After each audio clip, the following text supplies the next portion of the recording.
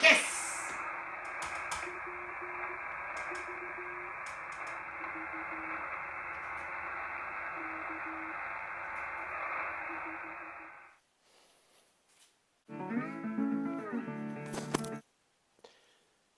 I've had some feedback from a few people about the music and how annoying it is when I'm speaking and there's music in the background. So I got some kind comments from Chris, who is into the music scene and understands a little bit about sound engineering.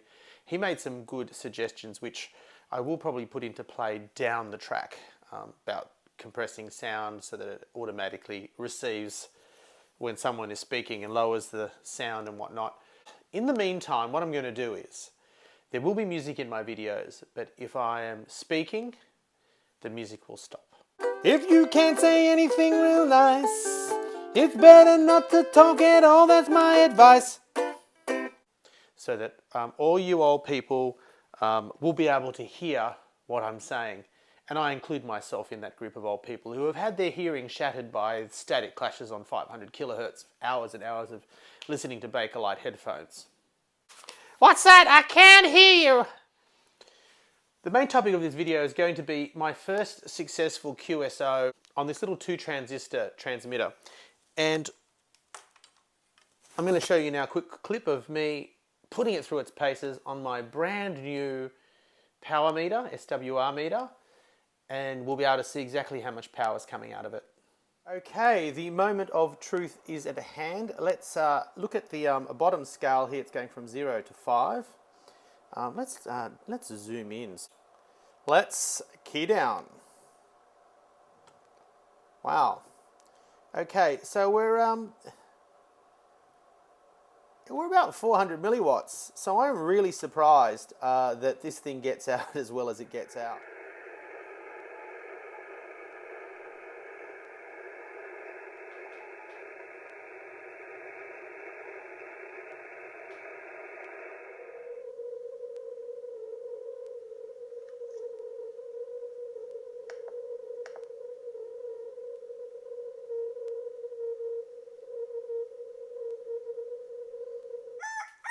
So, the subject matter of this video is predominantly going to be about, it's lots of stuff. There's always lots of stuff happening here. And, you know, I probably should decide to do one thing, but it's the scatological nature of how I operate.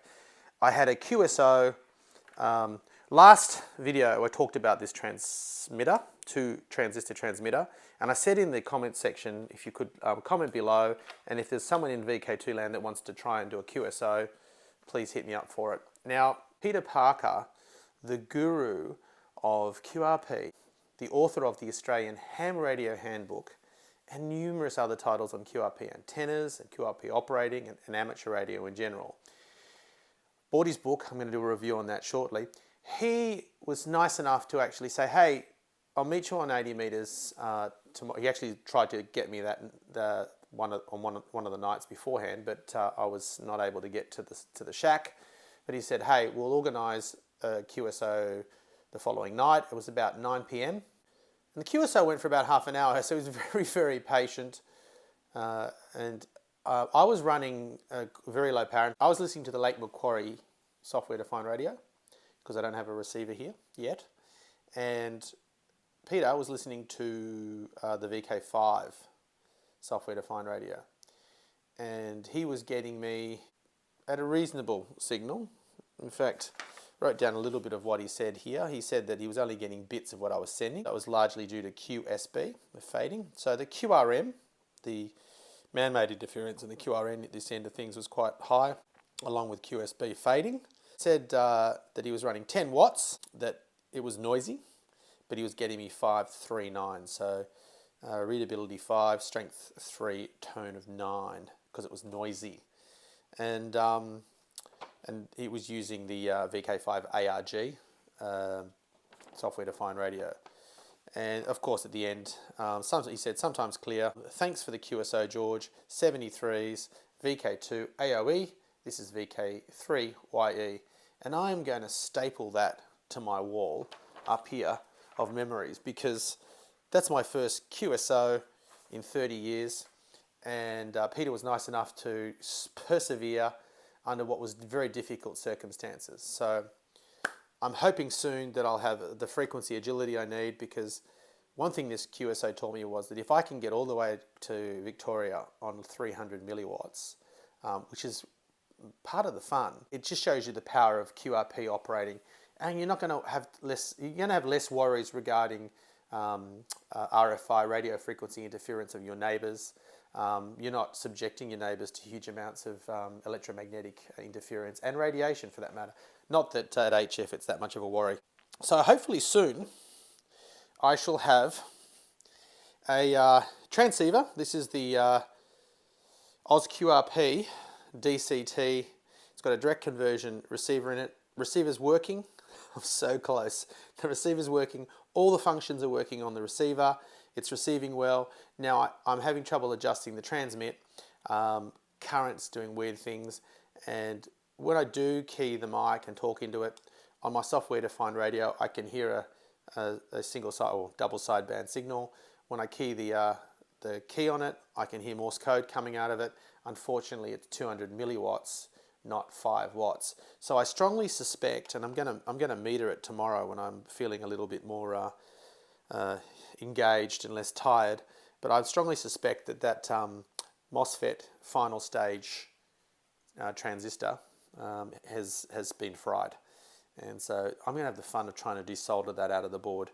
It's not going to be fun. I'm hoping that's the only thing, because the only other component that's in that area of the schematic diagram that I looked at is a Zener diode. Unfortunately, it's a surface mount Zener diode. So that's something, an improvement on this circuit might be that to make that Zener diode into a regular through-hole Zener diode, so that if you're adjusting the final stage and you fry the active component, it's replaceable. Because if that's fried, I'm going to have some difficulties. But we will find a way to make this work, because it's so close. Anyway, I've sent off a few queries to Leon at OzQRP, and so far he's been very helpful with replying. Hopefully, I'm sure he's answering lots of queries from people that, like me, who don't have a clue. But hopefully, I will have this operating. I'm super excited. Now, I'd just like to apologise to Peter for some atrocious sending. Now, he was very patient, and it started okay, but then when I tried to listen to side tone, the delay, because when you send, there's a delay for the computer and the software-defined radio and whatnot, so you actually don't hear what you're sending till it's only a full second after, so it throws you off. So I was trying not to listen to side tone, but then I did notice that when I was transmitting, I was getting key bounce and whatnot. So a gentleman who's, Chris in fact, the gentleman who commented on sound, I think he's a ham, I'm pretty sure he's a ham. He was actually very helpful, because not only has he given me really good feedback on how I can improve the sound, he also gave me some good feedback on how to improve this key. And of course, sending Morse has always been called, especially on a straight key, has been called pounding the brass. And it's pounding the brass because the contacts are usually made out of a more conductive material. I mean, they could be better than just brass, but what I've got here at the present moment is like a zinc screw on a chrome headed screw, very bad conductor. So he suggested replacing all that stuff that's banging together with brass fittings, and I'm going to give that a crack, because I think that is definitely going to improve this key that I made from bits and bobs that I bought at Bunnings. And there's a video on my playlist for ham radio to have a look at the trials and tribulations of constructing this key. But like all things that you make yourself, you fall in love with it. It's like your children, they may not be perfect, but you love them anyway. Now, a huge, huge thank you to Peter Parker for spending the time to pop my CW cherry. I am now no longer a virgin on the CW band. And to Luther, who said that, aside from the music, which was very distracting, that, hey, the wig's a bit of a problem too, but hey, if that's what floats your boat, wear the wig. Well, I'd just like to say that this is actually my real hair. 73s. Hope you've enjoyed this video. Please like and subscribe, because I don't need encouragement. I'm going to do this anyway, but more subscribers would be nice. And remember, links below to Peter Parker's website, his YouTube channel, his books, because the reason why I'm doing all this fun stuff, the reason why I'm back into ham radio is because of the inspiration that was provided by the content on his channel.